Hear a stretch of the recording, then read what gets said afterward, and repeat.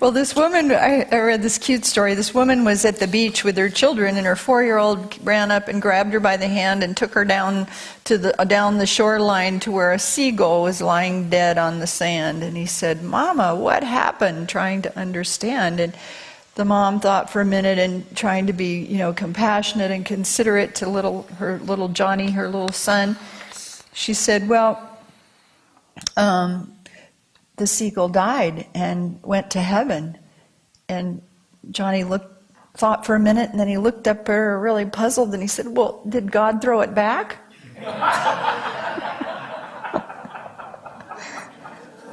Makes sense, doesn't it? Well, did God throw him back? Hope not. Well, we are continuing in our series for the month of October on the Sermon on the Mount, the only sermon that Jesus ever gave, and the Beatitudes, the 8 prose passages that lead into that. If we want to know the basic philosophy of a scientist or a scholar or a politician, well, most politicians, it's logical to study their work and their words. Some you can't figure out so much, but anyway, you look at their writings and their speeches and what they taught to their fellow members, to members of their own profession, the papers that they've written, the things that have been published. So it seems logical, if we want to learn what Jesus really taught, rather than study sermons and writings about Jesus, we should take a look at the only sermon he ever wrote, the Sermon on the Mount, and then discern the messages that he was giving us in that. The Sermon on the Mount is a well-detailed, well-organized piece of writing. It's contained in the 5th and 6th chapters of Matthew. It's also found in Luke. Dr. George Lambza is a scholar who had a very interesting life. He wrote the Lambza Bible. But if you don't know his story, Dr. Lambza grew up in Palestine in a really remote village that still spoke the ancient actual language that Jesus spoke. So he grew up speaking the language of Jesus. He went on to leave that little remote village and go on to study in Oxford in England and got his doctorate, and then later translated from Aramaic language, transferred into English the Bible, and wrote the Lambza Bible. And so it captures all of the customs and the cultures and the idioms and the little, we have sayings like a bird in a hand's worth what? 2 in the bush. Little things like that they're Middle Eastern sayings, ancient Aramaic sayings what does that mean? It has any kind of number of permutations of what it could mean. And in the Middle Eastern language, when I look at how it's written, it looks like barcoding, and one little dot could just change everything if a fly dropped on there and put a marking on that, it would change the meaning of everything. So I have a friend who speaks Arabic and writes Arabic, and I always look at the writing, and it's just so fascinating to me. And they read, of course, from right to left and all kinds of things. Anyway, so long story to say, Dr. Lambza wrote the Lambza Bible and interpreted a lot of the Sermon on the Mount from the native Aramaic language with a view to those customs and cultures. And so that's what I'm using in our study this month, as well as the book by Neil Douglas Klotz, the Prayers of the Cosmos, because he again, and it's in our bookstore there, he gives a lot of the multiple interpretations of each word that's in the Sermon on the Mount. The sermon, as I said, is introduced by an 8 prose poem called the Beatitudes, and it's a general summary of Jesus' teaching. I always like to say it's like a top 10 checklist. It's like he's saying, here's the best of what I believe, or here's the best of what I've discerned in my relationship to God. Here are my 8 top things that I would want you to know. And it was as I said, they believed it was a carefully prepared manuscript. He doesn't begin by saying, you must do this or not do that, thou shalt not do this, thou shalt not do that, which was the style and the custom of the Oriental writings for that time. Those teachings emphasized conformity to external practices. Jesus was speaking not to conforming to anything in the external, but to transforming transforming our mind and advancing our consciousness. So this is what he's teaching as we're listening to his words. He gives us 8 ways, 8 attitudes of being, I like to call them, attitudes or attitudes of being, to be more fully connected to the divine so that we can live in health and wealth and well-being and have that relationship where life is just bliss, where it just flows. It's just bliss. Each beatitude begins with the word blessed. To be blessed is to enrich something or to be happy. It's a promise. It's a promise of all the good that will come if we live by the condition of consciousness or the mindset that's following. Blessed are you if you, and then he gives us the mindset or the consciousness that he wants us to comprehend, understand, and live that follows that. Enriched are you, happy are you, if you condition your mind with these attitudes. Last week we began, I'm trying to cover or study 2 per week. Last week we started with the first and the second Beatitudes. Blessed are the poor in spirit, for theirs is the kingdom of heaven. And we said that poor in spirit did not mean poor-spirited. We used Dr. Lamsa's interpretation in Aramaic, which that scripture translates, soften what is rigid within me. Isn't that beautiful? Soften what is rigid within me. Those rigid mindsets, all the ways we are so sure how it's going to be or how it's got to be or how we want it to be, soften what's rigid within me so I can open to the realm of all possibility, the realm of heaven. And the second one, blessed are those who mourn, for they shall be comforted. The word mourners carries the sense of those who are longing deeply for something to occur. It also means those who are in emotional turmoil.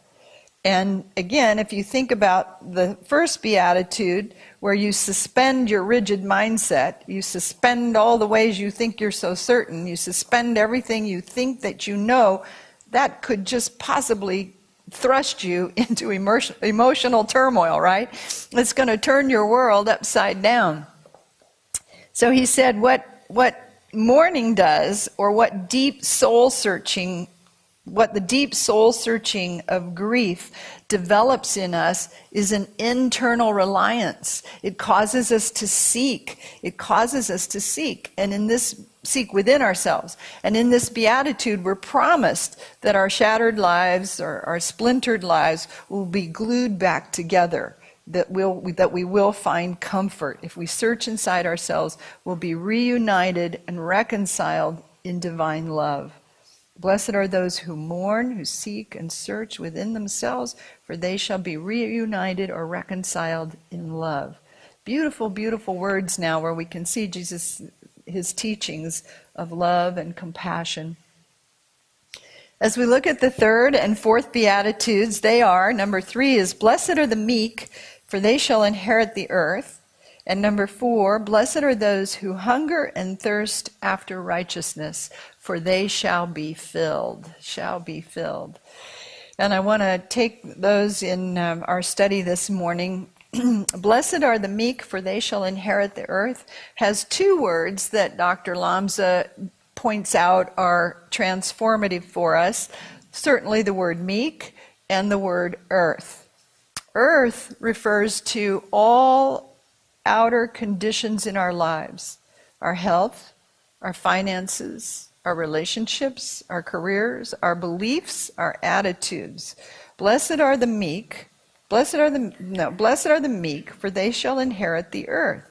So the meek inherit the ability or gain the ability to control their lives. How is that? How does that happen?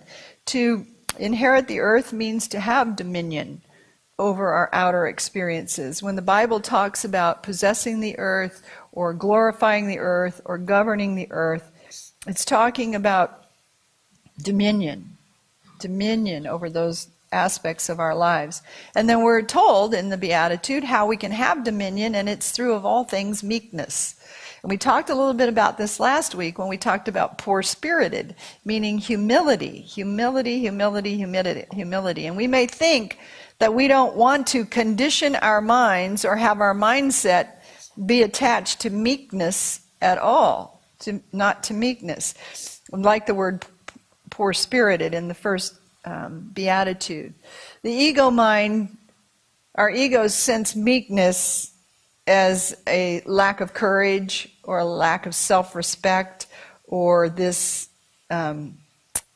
cowardice kind of yielding, just going along with whoever pushes us, whatever way the wind is blowing. Our ego mind thinks of meekness that way. The Aramaic meaning does carry a meaning of one who has submitted or who has surrendered. But when Jesus uses the word, he isn't talking about someone who surrenders to people or to conditions. He's talking about surrender to God. Always, always, always. He's realigning us and bringing us into oneness. Surrender to God. Emmett Fox, whose book also on the Sermon on the Mount is fabulous. And do we have some of those, Nancy? We still have some? We may have some. Well, it's a great book. You need to get it if you don't have it. He says, there are no words to describe the mental attitude of meekness the way it's used in the Bible. It's a combination, he says, of open-mindedness, faith in God, and then here's the big one, the one I have to work out most often. It's an attitude, a realization that the will of God for us is always something joyous, interesting, and vital.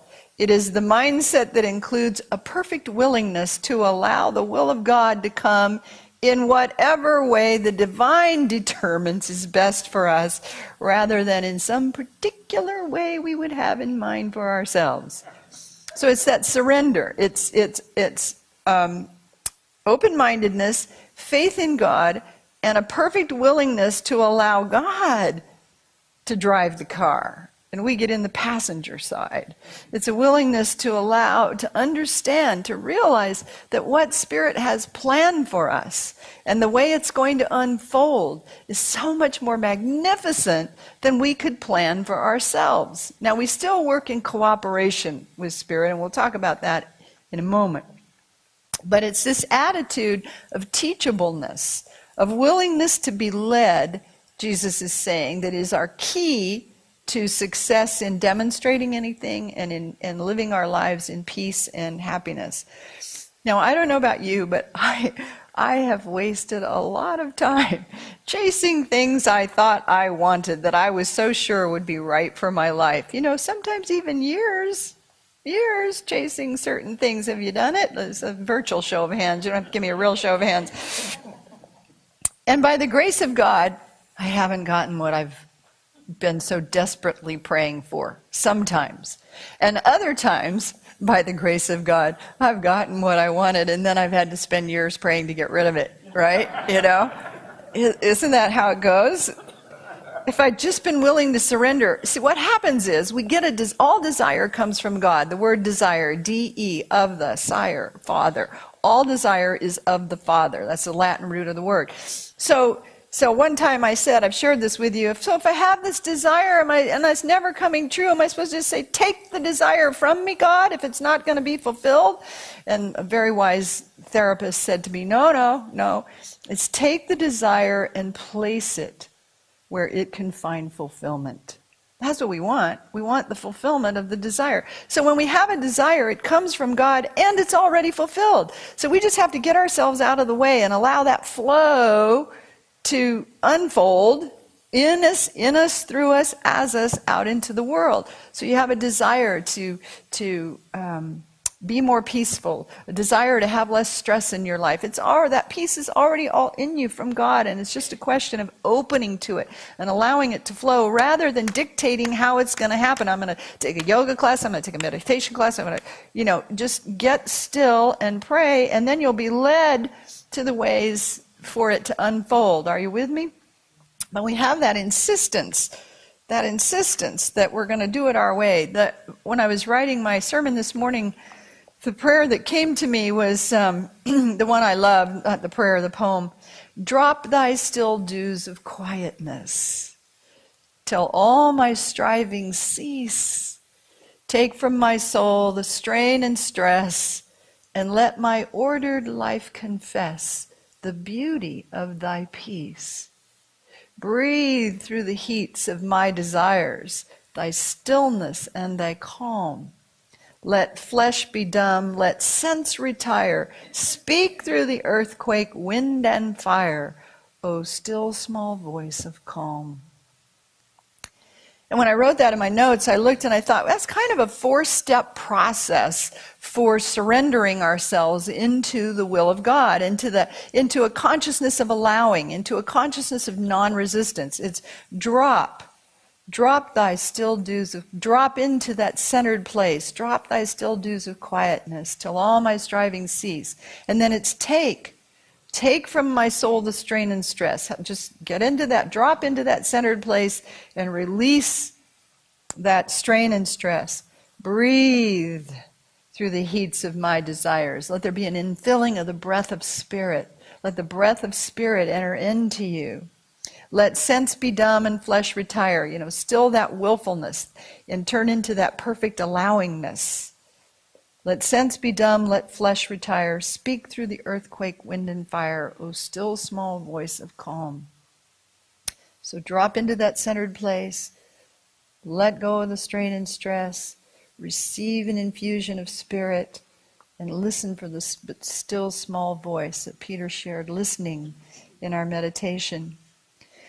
A really interesting translation of this beatitude in Greek, listen to this, is harness that which is wild and unrestrained within me. Now see, the fighter in me is going to say, what?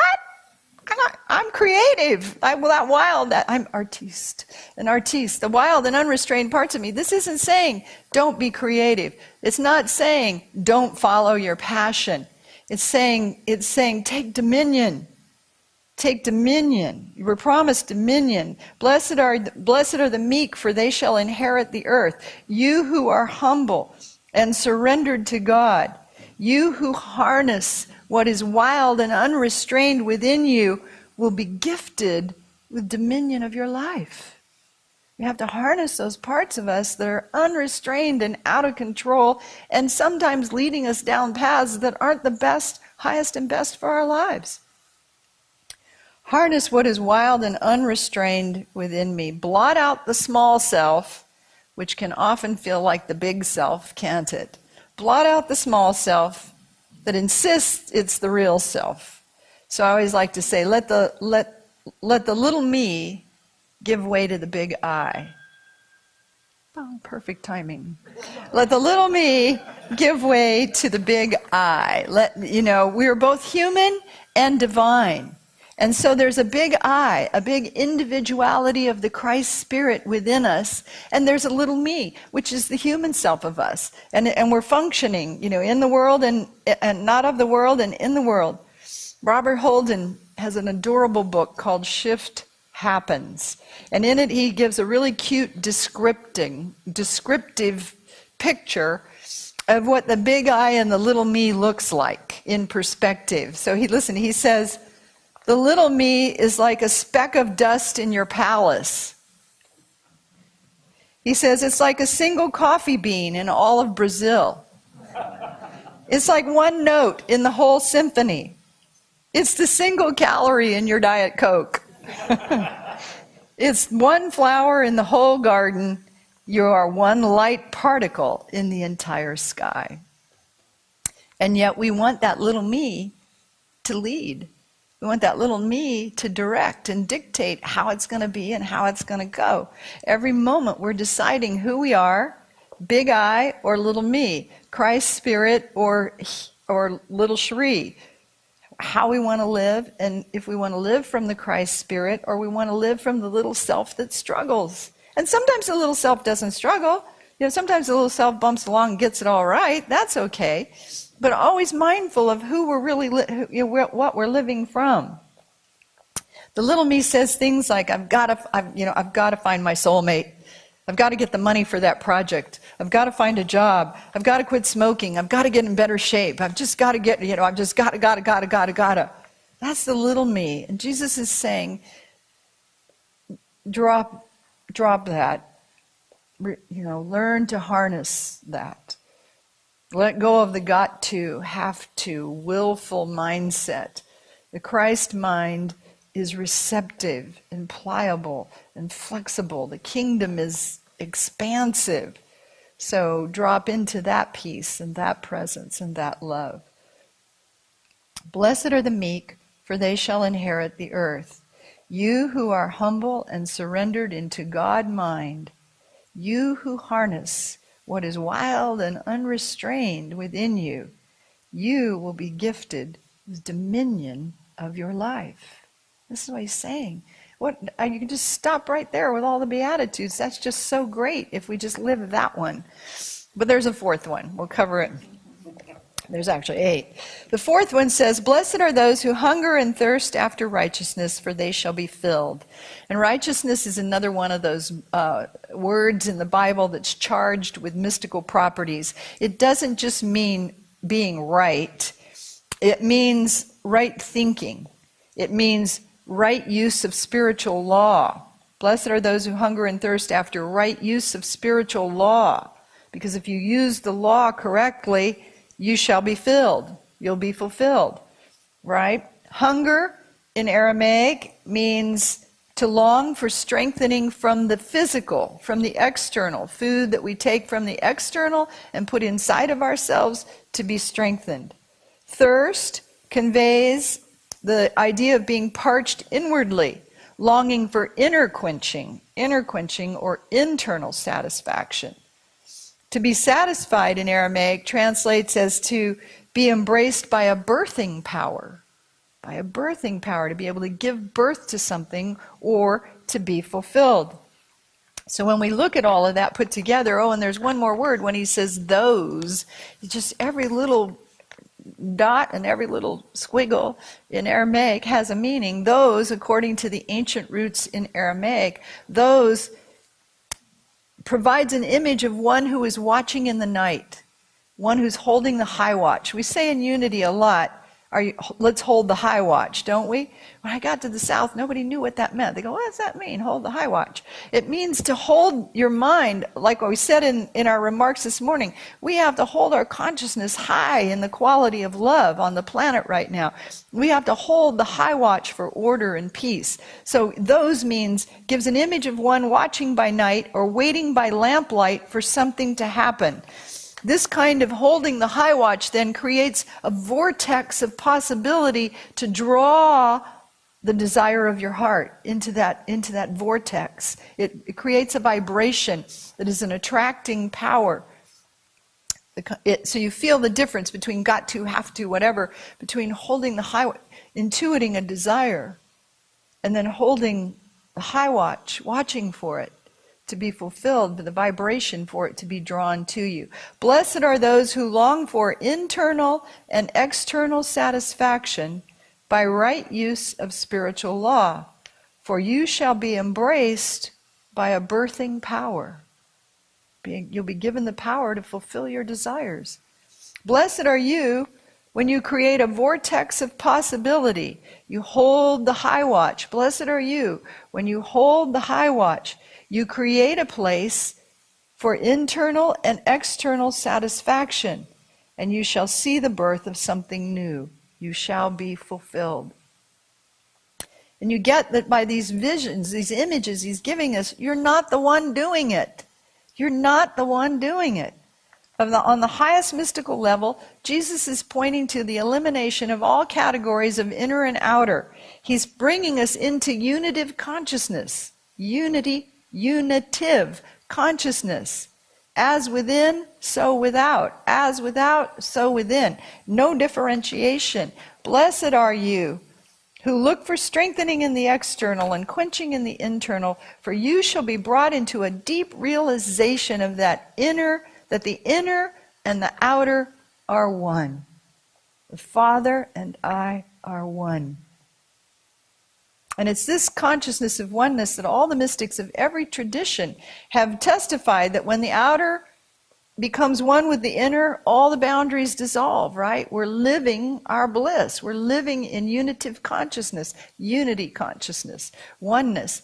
And then we're deliberate creators. We're instant manifestors. We're just living in the flow. You think an idea, you get a hunch, and boom, it's there. I of myself can do nothing. The Father within does the work. I can do all things through the one who strengthens me. Jesus is repeatedly pointing out the kingdom has an astonishing strength hidden in the kingdom that we can't see with our physical eyes. Is a power of astonishing strength. And once its existence is embraced and its power is accepted through allowing, through surrender, once we step into the kingdom and allow, just surrender, not my will, but thine be done. Your way, God, not my way. Your way, the best way, the highest way. Once we step into that through surrender, a power is unleashed and anything becomes possible. Because we're living in the realm. We're living in the realm. You who are humble and surrendered into God mind, you harness what is wild and unrestrained within you, and you gain dominion over your life. Can you see him sitting on the hillside teaching? Blessed are you when you hold the high watch for internal and external satisfaction, for you shall be fulfilled. So this morning I invite you to let's seal this experience in prayer. These Beatitudes are 4 so far. Let's just take a moment and I invite you to put yourself more and more into the hands of Spirit, whatever's on your heart this morning, to just allow yourself to let go of all that's wild and unrestrained and circulating in your life. And just imagine that the angels are singing hymns of your divinity in celebration of your life. And as you turn within and open to the influence of the One, open to the wisdom for your way, whatever you're praying about, open to the power to accomplish, open to the strength to keep your faith. Let's hear Jesus' words on the hillside. Soften any rigid mindset within you so you can open to the kingdom, to the realm of all possibility. Let any emotional turmoil in you be turned inside out and healed and reconciled by infinite love. In that peace, you harness what's wild and unrestrained within you, and you gain dominion of your life. And as you hold the high watch, lifting the lamp high in the night watches, you create a vortex of creativity, and you draw all the desires of your heart. And in the name and through the power of the living Christ, this Jesus Christ who gave us this word, we are grateful. We commit ourselves to this will, this work, and this way for our lives. And so it is. Amen.